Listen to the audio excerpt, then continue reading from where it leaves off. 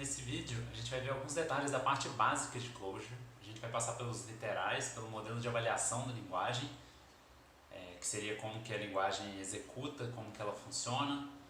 E a gente vai passar pelo REPL também, que é aquele prompt, que a linguagem tem parecido com o de Python ou de JavaScript, mas ele é muito poderoso, acho que mais poderoso do que o dessas linguagens. E a gente vai ver tudo isso na prática mesmo. A gente vai abrir o prompt e ir executando as coisas e vendo como elas funcionam e às vezes tendo erros. E se você tiver alguma dúvida, deixa aqui nos comentários. Se você não conhece Clojure tão bem, você vai ver que é uma linguagem que ela tem muitos parênteses. Mais pra frente eu vou comentar sobre o modelo de avaliação, mas por enquanto tenha em mente que em Clojure tudo é uma invocação. Então você abre um parênteses, coloca ali uma coisa que é a coisa que você vai invocar, normalmente vai ser uma função, e depois vem os argumentos e aí fecha parênteses. E ali dentro você pode ter outras coisas, que você pode ter condicionais que também começam com parênteses. Então, a princípio tenha isso em mente, mas quando a gente chegar na parte do modelo de avaliação, eu acho que vai ficar mais claro por que é assim. Então fica tranquilo que a gente vai chegar lá. E a gente vai ver tudo isso dentro de um contexto que é o contexto de uma pessoa que está começando. Meu primeiro contato com a linguagem foi em 2015, 2014, 2015. Mas eu nunca usei ela para nada muito grande. Então, acabou que eu só usei para projetos pequenos ou Hello Worlds mais elaborados, digamos. Uma outra coisa que é interessante mencionar também, nessa parte de meta-conversa, é que se você tiver algum comentário ou alguma ideia diferente sobre o que eu estou falando aqui, adiciona aqui embaixo, porque eu acho que é muito legal isso ser realmente uma conversa e as coisas que eu estou trazendo, elas são coisas que eu já vi, que eu achei interessante, e às vezes tem um jeito diferente de olhar que você vai trazer e vai me ajudar a aprender também, e aí eu acho que a gente vai construindo esse conhecimento sobre a linguagem juntos. Então eu comecei com esse bloquinho aqui, que na verdade esse bloquinho é um bloquinho que tá marcado como Clojure, né? Ele é uma espécie, é como se fosse o JSON de Clojure. Então até botei aqui, ó, chama IDEN, Extensible Data Notation. Então seria meio que um análogo a um JSON, com a diferença de que ele tem mais possibilidades do que o JSON e ele traduz para elementos são as estruturas de dados que a própria linguagem Clojure usa. Então, eu acho que é bem análogo a JavaScript, né, e JSON, que JSON significa JavaScript Object Notation. Então, é bem análogo, mas a impressão que eu tenho é que ainda não tenho certeza, mas a impressão que eu tenho é que é mais expressivo, o IDEN é mais expressivo do que o JSON. Então, eu vou até anotar aqui, que são as dúvidas que vão surgir enquanto a gente estiver conversando. E mais pra frente a gente conversa sobre essas dúvidas também. Eu adicionei esses dois links aqui, então ainda vou explicar direitinho o que é o REPL, mas basicamente o REPL ele é um prompt. Eu acho que eu já deixei ele até aberto aqui, deixa eu só ver. Deixei aberto. Isso aqui é um site que é um prompt online mesmo. E ele permite, além de você usar aqui o REPL, né? Chama REPL isso, que é Read, Eval, Print, Loop. Eu ainda vou falar sobre isso em mais detalhes mais pra frente, mas ele permite que você digite tanto ali, igual eu fiz, quanto no arquivo e avalie o arquivo. Usando esse botão de Run, ele vai rodar e vai dar o 2 aqui também. Então, à medida que a gente for conversando, eu vou ir testando as coisas ali. Eu acho que antes da gente saber escrever, né, a gente precisa conhecer as letras. E o análogo aqui seria conhecer o que seriam as letras de Clojure. Então, para começar, o que seriam os números, se a gente for para inteiros, se você abrir o seu REPL, você consegue avaliar os números e ele te retorna o próprio número. Alguns detalhes sobre os números. Ele tem a precisão fixa de 64 bits, a não ser que estoure isso. Se estourar isso, ele automaticamente converte para precisão arbitrária. Você pode forçar a precisão arbitrária colocando N no final de um número. Então, ele vai... Tá vendo que ele imprimiu com o N aqui? A forma de impressão ali acabou ficando parecida, exceto pelo N, mas ele usa precisão arbitrária. Ele aceita a mesma linguagem, a mesma sintaxe que Java usa para octal e hexadecimal. Eu nunca precisei de usar octal nem hexadecimal no meu código. E ele tem literal para frações. Ele lida e acaba que isso é bom porque se você precisar de ter um número exato, você tem um número exato. Float, ele usa a precisão flutuante de 64 bits, né, que é double. E ele também tem precisão arbitrária, se você precisar. Então você pode usar a mesma ideia, só que agora é M que você usa. E ele também aceita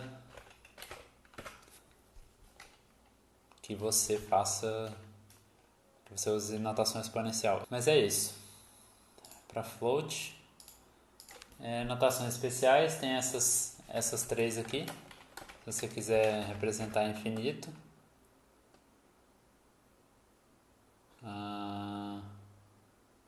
aparentemente não tem infinito aqui.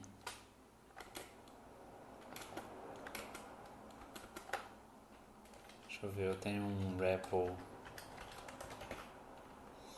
Eu acho que esse Clojure 1.8, eu não sei em que versão do Clojure que essas notações foram inseridas, mas talvez tenha sido depois da 1.8. Clojure ainda está na versão 1, está na versão 1.10 se não me engano, e ainda não teve nenhuma breaking change para ir para a versão 2 nem nada, mas teve muita adição de coisas. Para você ter uma ideia, a versão 1 foi lançada em 2009.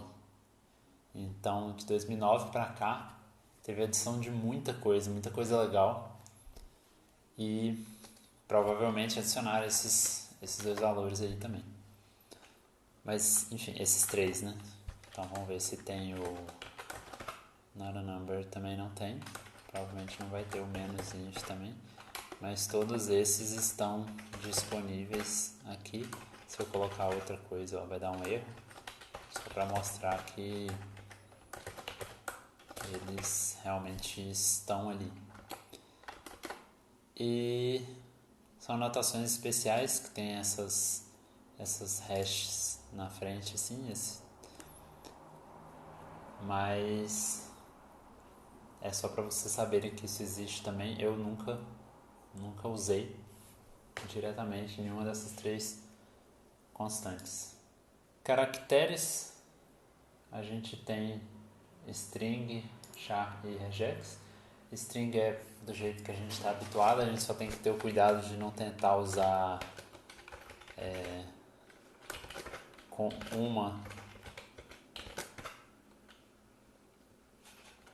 uma aspas. Viu que ele fez uma coisa esquisita aqui, que ele sumiu com a primeira e deixou a última. Isso acontece porque em Clojure, quando você usa uma aspas, você está dizendo para ele que você não quer que ele avalie o que está seguindo ali. Então aqui eu posso escrever qualquer coisa, que ele vai me retornar essa coisa, ele não vai avaliar. Você está criando... É como se você estivesse dizendo para ele que não executa isso aqui não. Inclusive é o jeito que tem de você criar uma lista que é uma das coleções que a gente vai falar dela mais pra frente. mas do contrário você estaria invocando uma função. Em Clojure você usa parênteses para invocar funções, com o número 1 como sendo a função que você quer chamar, mas o número 1 não é uma função, então ele fala aqui, ó, Java long não pode ser convertido para função, mas a gente vai passar por isso mais detalhe mais para frente. E pode ter múltiplas linhas também, se você quiser escrever. Opa! Ele deu um erro aqui.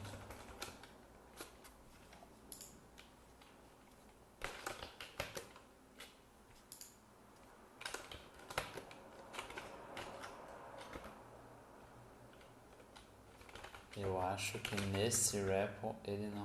Ah, deixa.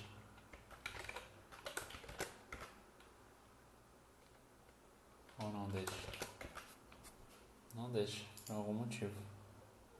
Ver se ele ainda está funcionando. Esse repo aqui ele é um repo online, né? Não está funcionando mais não.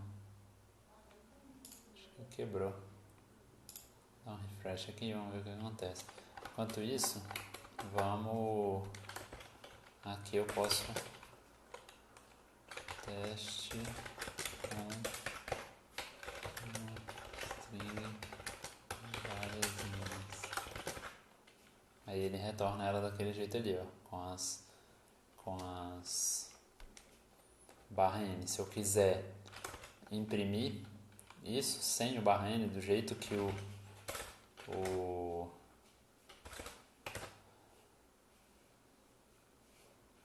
do jeito que a gente lê, seria print. E aqui eu vou usar um artifício para imprimir a última coisa que foi impressa que foi retornada pelo REPL, que é esse asterisco 1.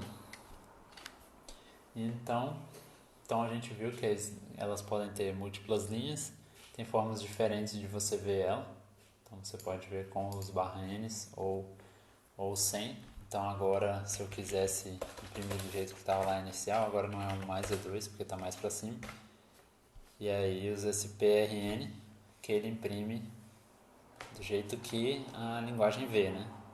Inclusive com as aspas. Se você for para o caractere, aí ele já vai ser uma barra invertida.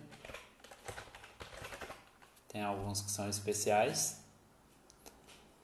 E ele tem uma página interessante que ele fala sobre caracteres que são estranhos e são difíceis de buscar no Google. Aí tem uma lista deles aqui. Então, ó, symbolic values que a gente estava olhando, aquelas duas hashes. Clojure can read and print. Só existem esses três valores simbólicos mesmo. E aí, além de string e caractere, a gente tem também a expressão regular, que vão nesse formato. É parecido com uma string, só que dentro das aspas vão o que vai ser a sua expressão regular. Vou lá no exemplo, era isso. E antes das aspas você coloca uma hash. E aí ele vai, se você quiser, por exemplo, fazer um string replace, você pode fazer replace, se não me engano.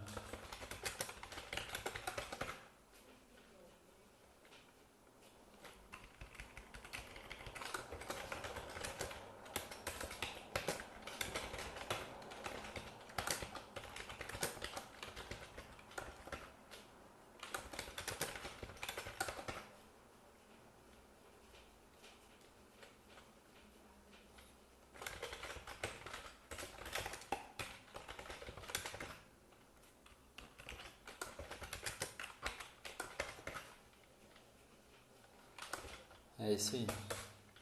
Vocês viram o que eu fiz, né?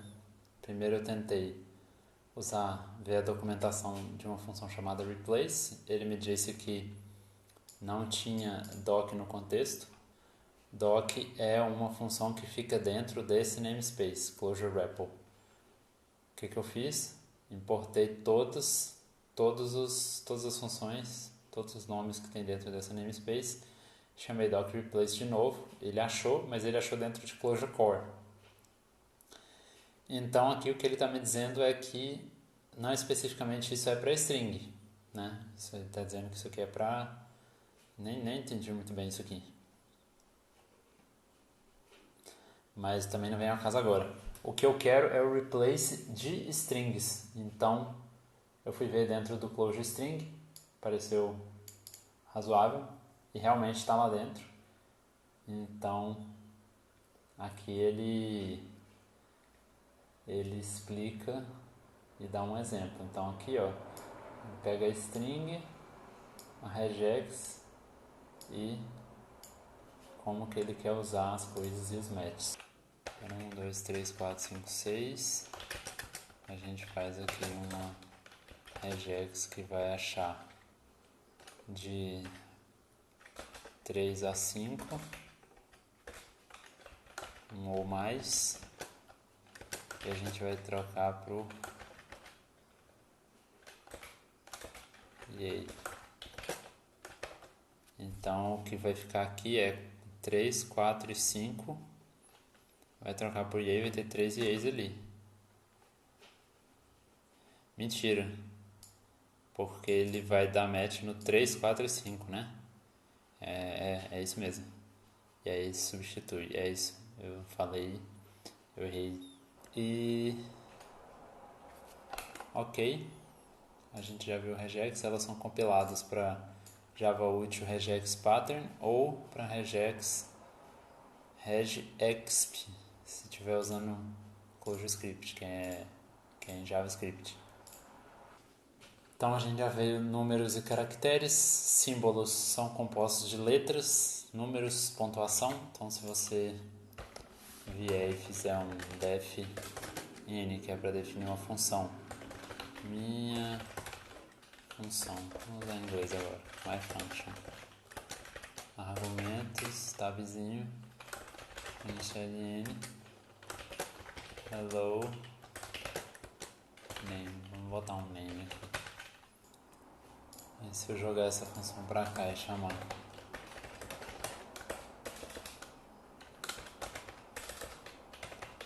my function join, eu consegui escrever John direito, então hello John. São usados para se referir a outras coisas, funções, valores, namespace, foi exatamente ali o que eu fiz. Eu fiz esse símbolo, se refere agora a essa função, e aqui ele veio com a namespace, que é a namespace na qual esse REPL está rodando. Eu não defini uma namespace aqui, eu poderia ter definido. Vou colocar, vamos ver se isso funciona. Aí ó, ele já mudou, ele já definiu dentro dessa namespace que é que eu declarei ali. Se eu voltar aqui, eu posso voltar para namespace user. Eu acho que tem que ser assim. Então agora se eu fizer mas eu definia ela nos dois, né? Então vamos definir só aqui uma função userFN que faz só isso. Como eu rodei o arquivo inteiro, ele chamou isso aqui. Mas eu acho que eu ainda estou na função, na namespace user. Então se eu der um userFN aqui, ele mudou de namespace. Esse negócio aqui é meio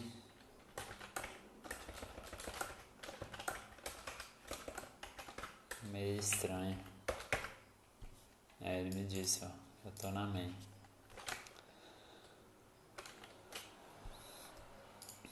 Mas enfim, ele permite que você defina as coisas e ele permite que você mude de namespace no REPL se você precisar. Aqui eu vou definir, por exemplo, só uma variável A10. Agora se eu voltar para main, ele deveria continuar tendo userFn aqui e A não deveria estar definido. Aí, tá vendo? A não está definido, justamente porque eu defini A na outra namespace. Namespace é como se fosse um pacote em outras linguagens, ou um módulo. É um jeito de você agrupar a funcionalidade e dar um nome para esse conjunto de funcionalidade. Então o namespace ele vai pegar o nome de toda a hierarquia de pastas, substituindo underline por traço. Então se aqui eu tivesse uma estrutura de pasta que fosse source, main, e aí aqui dentro eu tivesse services. Aí qual que seria meu namespace? Source não entra nele, então seria main.services. O nome do arquivo. Então se eu tiver um arquivo aqui que fosse, por exemplo, api.clj, aqui seria API. Então esse arquivo teria lá no início, igual ali tem ns-main, teria uma declaração ns-main services API. E aí, depois disso, que começaria mesmo o código. Aqui.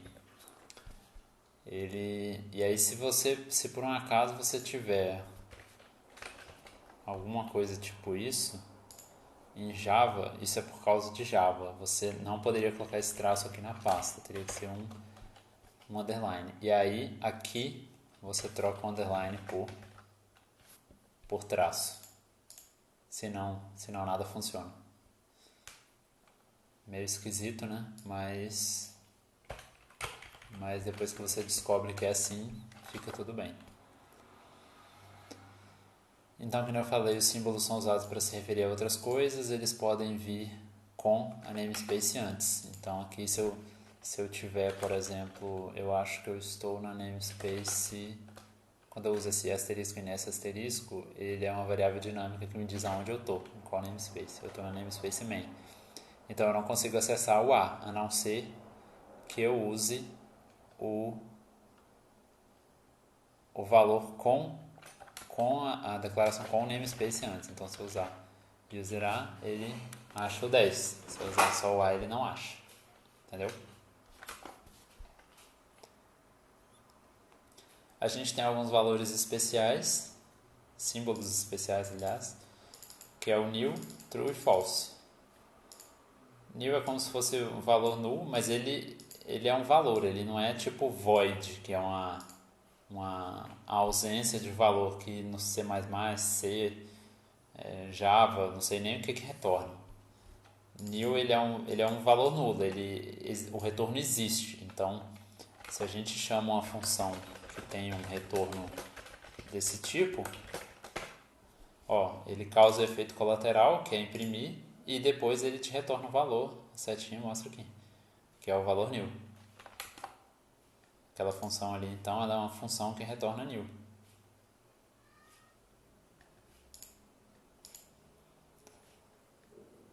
Keywords já são outros tipos que eles avaliam para a própria coisa, como se fosse um enum. Inclusive eles são usados frequentemente para fazer o papel de enum e também como nome de atributo. Então, se você vai definir um mapa, igual eu defini lá em cima, isso aqui é uma keyword. Então, quando eu vou definir um mapa, eu posso colocar ela como o valor da chave. Ela é como se fosse uma constante. Então, seria A1, B2 e, inclusive, ela pode vir acompanhada de outra, que aí significa que aquela chave ela vai ter a namespace antes. Isso é um jeito de evitar a colisão de mapas que são usados, por exemplo, em muitas partes do programa, mas são mapas diferentes. Então, às vezes você vai usar a mesma chave no literal que você está definindo em uma parte do seu programa e depois no outro. E aí, se você quiser evitar, né, que tenha confusão, principalmente se essas partes interagirem, aí você pode fazer desse jeito. E aí dá para fazer umas coisas interessantes, tipo isso aqui, ó. Tem um framework que usa isso, framework de Clojure Script, que é a versão que tem como alvo JavaScript, que compila para JavaScript. E você consegue fazer isso aqui para criar uma div que já vem com o ID e com a classe. Isso aqui tudo é uma coisa só. Eu posso fazer div hashtag app main. Ele retorna aquilo ali. Lá no framework ele converte isso para um div mesmo, né? Para um div id app class main.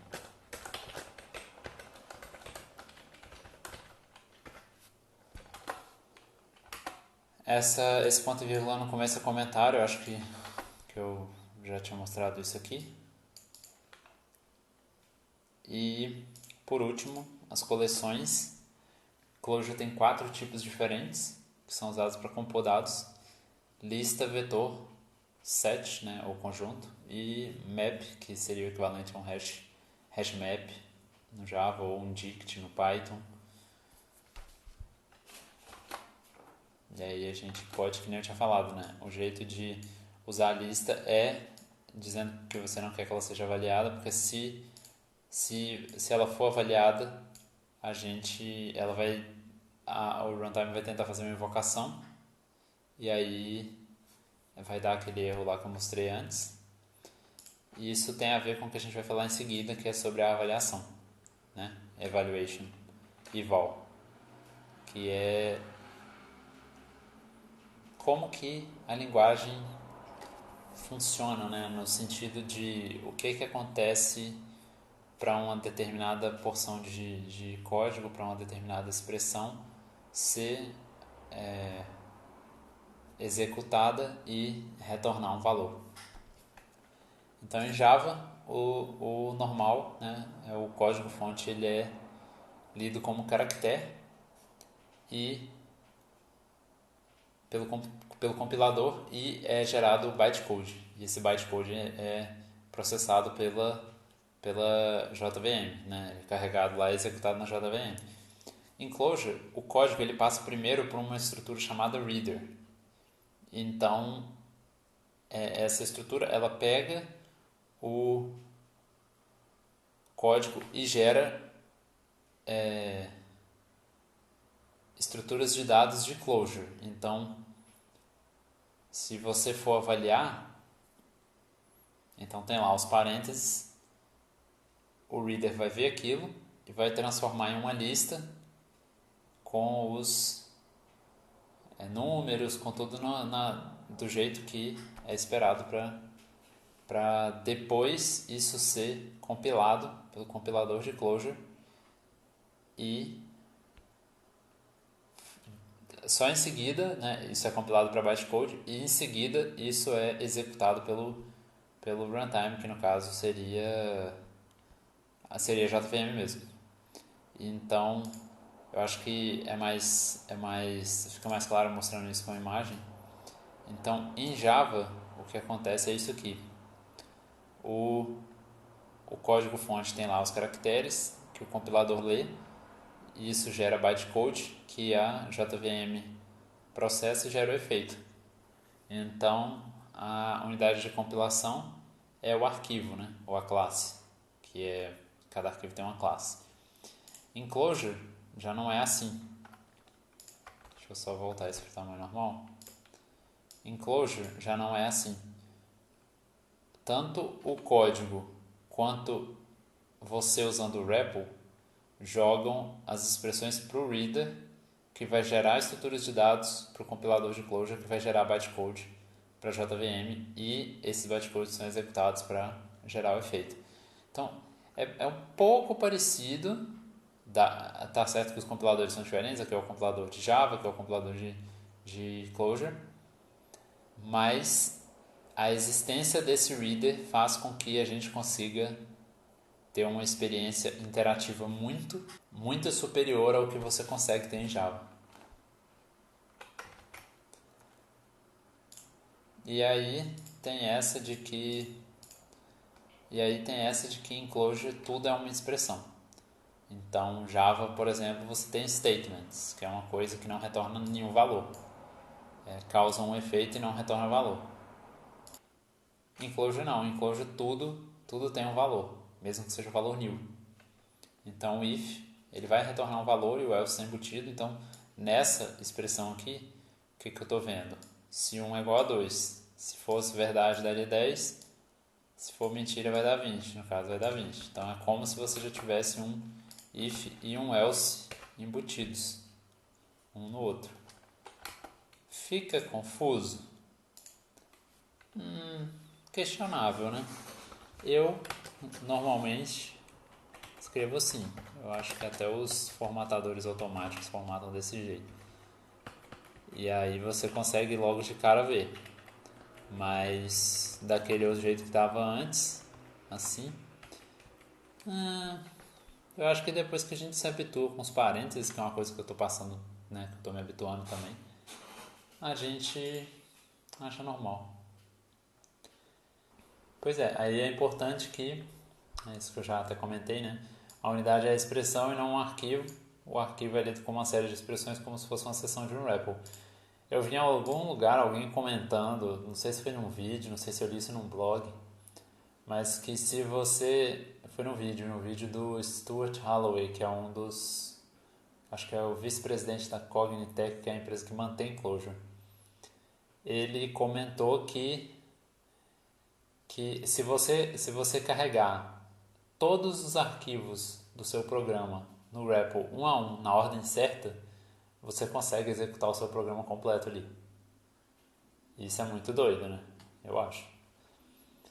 Então, basicamente, o REPL ele te dá o mesmo ambiente que o ambiente que você executa, né? O mesmo runtime que você executa o seu código, muito provavelmente por causa dessa ideia aqui que eu estava mostrando, de ter esse reader aqui, que tanto o arquivo quanto o REPL passam pelo mesmo lugar para depois ir para o compilador. E aí a gente vai para essa parte de sintaxe semântica, que eu acho bem interessante também. As pessoas, até botei aqui, né, o povo assusta, mas depois de um tempo a gente acostuma e até gosta. Então eu já acho até bonitinho, assim. Se você for olhar, a sintaxe é o que está em verde, né? Então a gente tem uma lista, tem um símbolo, tem números, e isso são as coisas que eu estava mostrando lá em cima na parte da sintaxe mesmo. E quando isso passa pelo reader, a semântica, né, que é sobre o que o runtime vai entender, ela vai dizer que, na verdade, o que está rolando ali é uma invocação de uma função. A função é a função mais. Então, esse símbolo, quando vai para o runtime, ele é resolvido para apontar para a função. Aliás, ele é resolvido para a função. Então, no caso, o símbolo aponta para a função. Quando ele vai ser avaliado, o runtime traz de volta a função e faz a invocação com os dois argumentos ali, que é no caso 3 e 4, que são os números. Então, o reader vai produzir as estruturas de dados e a semântica que aquelas estruturas vão ter vai ser executada pelo runtime. Teve esse code aqui que eu traduzi lá da página, então praticamente todos os literais de Clojure são avaliados para eles mesmos, exceto símbolos e listas, porque o símbolo vira aquilo para o qual ele aponta, né? Como eu acabei de falar, e a lista vira uma invocação de função, a não ser que você use aquele code antes. A maioria das coisas são invocações, a maioria das coisas que são invocadas são funções, mas também pode ser operadores especiais, macros, etc. Eu não mencionei ainda muito sobre macros, mas macro é uma coisa muito massa sobre Clojure. que essencialmente é um jeito de você gerar código, do seu código gerar código de um jeito muito, muito poderoso. Eu acho que dá para fazer uma conversa inteira sobre isso, mas é um negócio que eu tenho que aprender ainda, aprender muito bem, assim, para poder ter uma conversa sobre. E coaching, que é o que eu estava falando antes, de colocar coach, né, isso que chama coach, é uma aspas, antes de uma coisa para que aquela coisa não seja avaliada. Então, é justamente o que fala, que a gente não quer que um símbolo ou uma lista seja avaliado, você usa isso aí. E é o outro exemplo que eu tinha mostrado também, que se você fizer sem o coach, nesse caso em específico, ele vai tentar invocar uma função, que é o 1, mas ele não é uma função, ele é um número, então dá esse erro aqui. Clojure tem um pouco de fama de ter erros que são confusos, mas não deixa isso te desanimar se você estiver começando, porque logo logo você entende quais são as principais fontes de erros, né? Então, sei lá, no começo se eu visse isso aqui, eu não ia entender nada. Mas quando você vê um pouco, né, e vê qual que é a estrutura, e, assim, tem toda uma classe de erros que vão embora justamente porque você entendeu que tem que ser uma invocação de função, tem que ser, então assim, se aqui você colocar um caractere também vai dar um erro esquisito. Então, à medida que você for entendendo essas partes, vai ficando muito mais fácil. E a vantagem é que mesmo que o erro seja confuso, você está dentro do REPL, então você consegue explorar a linguagem ali dentro para conseguir tirar a sua dúvida. E aí aqui embaixo a gente vai falar um pouco sobre o REPL, que, né, eu acho que é a melhor parte de Clojure. Não sei se essa é uma afirmação muito forte, talvez eu ainda não tenha quebrado a cara o suficiente, mas o fato de conseguir interagir rápido com o runtime para mim é uma coisa assim que eu buscava e não achava em nenhuma linguagem. Já usei C++, que com certeza, né, C++ não teria isso, mas já usei Python, já usei JavaScript, já usei profissionalmente Java também e já usei muita linguagem que foi tipo para testar coisas e tentar achar esse fluxo. Eu achei algumas que eram que tinham um fluxo mais rápido, mas nenhuma delas tinha um REPL ou uma coisa parecida com um REPL. Então, eu acho que o que o REPL traz, que é esse fluxo de trabalho interativo, foi o que eu queria encontrar, era o que eu queria encontrar, e eu acabei comprando, né, essa ideia. Ainda vamos ver aí o que rola aí pra frente. Mas o significado que eu tinha falado é read, eval, print, loop, e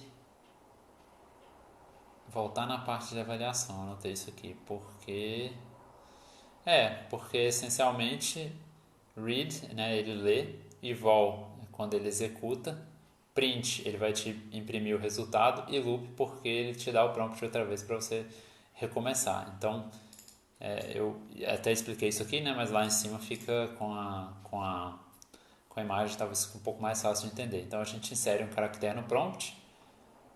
Eu vou copiar essa imagem aqui para baixo, porque vai ficar mais fácil.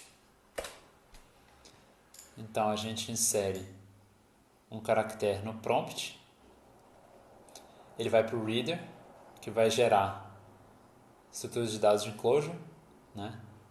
Que eu já comentei, né? Sintaxe, que vai virar semântica na hora que for executar.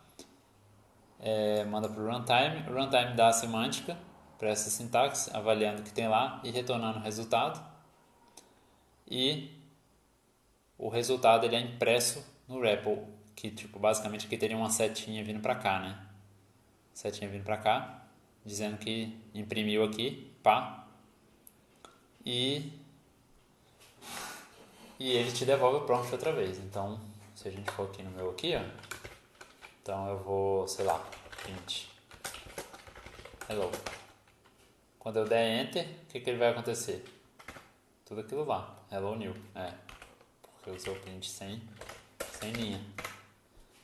Então o que acontece? Eu digito, reader processa, gera as estruturas de dados, gera uma lista, um símbolo e uma string. Joga isso para o compilador vai gerar lá o bytecode, vai executar e vai me dar o efeito, que é o hello. E o retorno. E retorna o prompt, está aqui piscando para mim outra vez. Eu acho que é importante falar que Clojure sempre compila as expressões. Não existe interpretador de Clojure. Porque é interativo, as pessoas acham que existe um interpretador. Mas não existe. Algumas coisas que são importantes de saber sobre o REPL, que eu já mostrei, né? Você acessa até 3 resultados dos últimos resultados. Não sei por que escolheram 3, mas enfim. Se você quiser acessar um que você sabe que é o terceiro e que ele vai sumir porque você precisa executar alguma coisa, você faz um def para ele. Então eu vou, digamos que eu vou botar aqui 10, 20, 30. A próxima coisa que eu colocar, o 10 eu perco. Então eu posso fazer def asterisco 3. Pronto. Tem que fechar o parênteses. Agora, o que aconteceu? Agora se eu fizer 10, ele tem o 10 ali. Agora eu já perdi o 20. Então se eu fizer asterisco 3, ele vai me dar 30. E agora se eu fizer asterisco 1, ele provavelmente vai me dar 30 de novo. Então também dá pra fazer isso. Isso aqui deve ficar ping-pongizando com esse treino. Última exceção, asterisco E. Eu acho que esse a gente não chegou a ver. Blau, o que é isso aqui? Enfim, ele vai imprimir qual que é a última... lá atrás, aquela lá, quando eu tentei ver se tinha hashtag 2 vezes com outra coisa. Então não tinha. E aí ele imprime aqui pra gente a exceção. Ferramentas essenciais. Clojure REPL eu já mostrei. Quando você importa ele desse jeito, você importa tudo que tem aqui dentro. Aqui dentro tem várias coisas boas. Ver documentação, pesquisar por um nome de alguma coisa, ele vai no nome das funções. Então, se eu usar... Deixa eu ver se está no escopo. Está no escopo. Então, se eu fizer isso mais, pode ser uma regex também. Ele vai me mostrar tudo que tem mais. Eu posso querer usar o pretty print para imprimir bonitinho. Print, no caso aqui poderia ser pp, porque já pp retorna, pp reimprime a última coisa, como se fosse lá o asterisco 1. Então ele vai imprimir bonitinho. Tudo que tem um mais no nome, que foi o que eu procurei a propósito. FindDoc é parecido, só que ele vai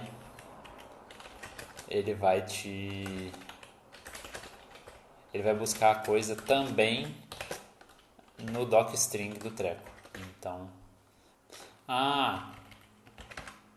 é porque ele interpreta isso como sendo um padrão. E aí ele não sabe. Acho que aqui tem que usar o escape de Java, que eu não faço a menor ideia de como que é. Então vamos botar trim. Caramba, o que eu fiz aqui?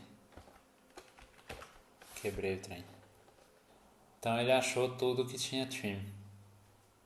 Você pode descobrir também a fonte da coisa, então vamos dizer que eu quero saber o source do docs. Ele vem e do doc me mostra, é uma macro, a gente ainda vai falar de macros, e ele mostra aqui todo o código, tem umas coisas doidas aqui que, enfim, quando a gente for ver macro a gente fala disso. Dir mostra tudo que tem na namespace, então se eu usar um dir na minha namespace user, ele vai me mostrar tudo que eu defini, como eu não defini nada, então ele não vai me mostrar nada. Agora se eu usar um dir no user, ele vai ter lá o a e o new. New porque o treco retorna new. A porque eu acabei de definir o A aqui. Se for B, vai ter A e o B agora. E é importante saber isso aqui porque eu fiquei igual um bobo lá tentando muitas vezes e não funcionou. Isso é uma prática ruim. Quando você for fazer o seu código lá, não coloca isso lá não, porque fica as funções toda espalhada pelo namespace, fica uma confusão. Isso você só usa se você estiver testando uma coisa no REPL e se você estiver ligado no REPL de produção, eu nem sei se é uma boa ideia não, viu? Mas aí eu não sei mesmo. Salvar valores e imprimir bonito. Caramba, não lembrava que eu tinha colocado tanta coisa aqui. Mas o def é uma forma de salvar as coisas, é essencial. Quando você está usando o REPL, ajuda demais. E ele cria uma variável, né, que não é exatamente uma variável, mas mais precisamente ele associa um símbolo, que é uma das coisas que a gente viu lá atrás, com a letra, ou né, um conjunto de coisas,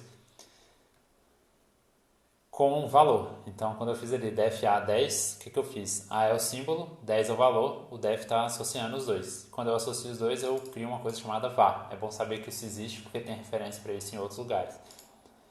Ou seja, def x7 associa o símbolo x ao valor 7 no namespace atual. Isso também é importante. Quando você faz isso no REPL, você viu ali, né? O que eu fiz? Quando eu fiz isso aqui, ó, ele definiu user A. Então, se eu for, sei lá, mudar para um namespace diferente aqui, beleza, entrei nesse namespace aqui. Se eu botar A aqui não vai ter nada, B não vai ter nada. Se eu botar user A, aí vai ter. Então, se eu fizer um def A aqui, 10, vamos botar 100. Agora, aqui tem um A 100 e o user A continua sendo 10. A gente vai falar mais também sobre namespaces. Normalmente aponta para uma constante ou função, mas pode ser redefinido no REPL. Literal para uma var, não precisa se preocupar com isso por enquanto, mas se você precisar, por um acaso, de saber, você sabe que é uma hash e um quote, depois namespace e var. Então, no caso ali seria...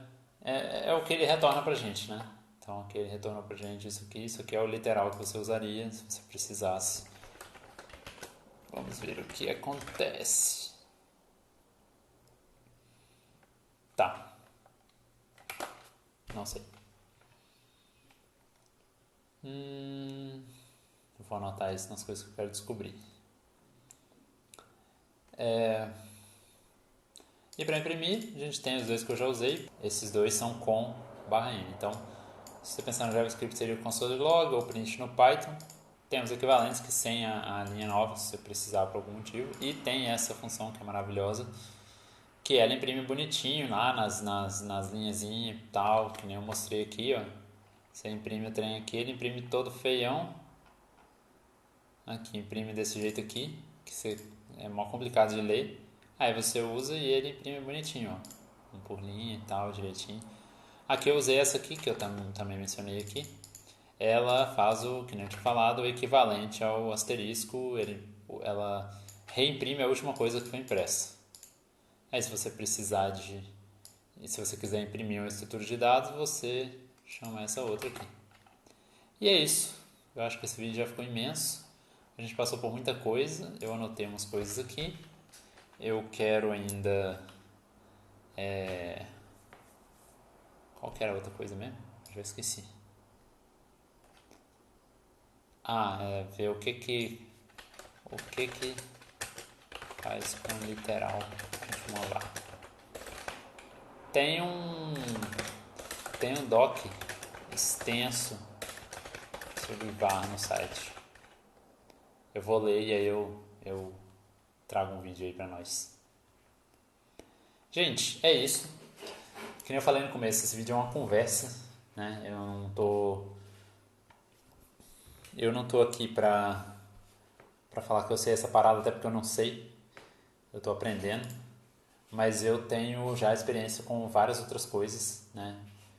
O programa tem mais de 10 anos, profissionalmente tem mais de 5. E agora eu tô fazendo essa migração para Clojure justamente porque eu tô buscando esse fluxo de trabalho mais interativo, que eu acho que é essencial. Eu ainda vou fazer um vídeo que eu explico melhor sobre isso.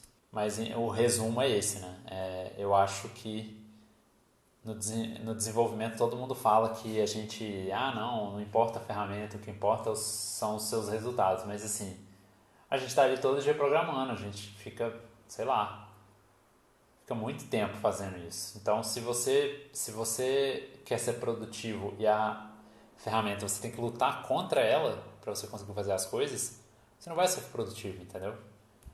E a minha ideia aqui é justamente evitar isso. Eu quero que a ferramenta ela me ajude. E de tudo que eu pesquisei, Clojure é uma linguagem que traz essa ideia. Não sei se é verdade. Eu acho que eu preciso criar um projeto maior na linguagem para poder ter certeza. Hoje eu ainda não tenho. Mas eu vou criar. E aí a gente vai saber.